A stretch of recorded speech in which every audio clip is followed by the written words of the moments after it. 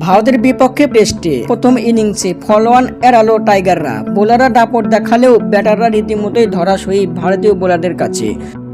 চেন্নাই লাল পিচের ক্রিজে top order middle order ব্যাটাররা টিকতেই পারল না বুমরা সিরাজদের বোলিংয়ে।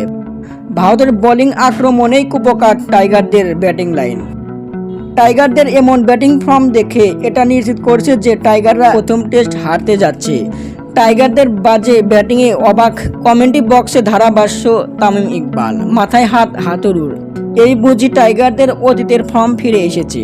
অবশ্য টাইগার ক্যাপ্টেন শান্ত অজুহাত একটা পেয়েছে। প্রথম টেস্ট হারলেও পিচের দোষ দিবে শান্ত, এটা 100% নিশ্চিত কনফার্ম। জিতবে তো নাই, যদিও জেতে তাহলে তো কথাই নাই। শান্তর ভেলকি দেখে কি? টাইগারদের প্রথম টেস্ট জেতা বড় কঠিন বললেই চলে।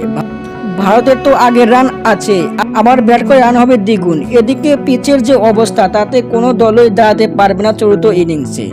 দর্শক, আপনাদের মতামত কি? বাংলাদেশ কি পারবে নাকি হারবে? কমেন্টের বক্সে জানিয়ে দিন। ধন্যবাদ।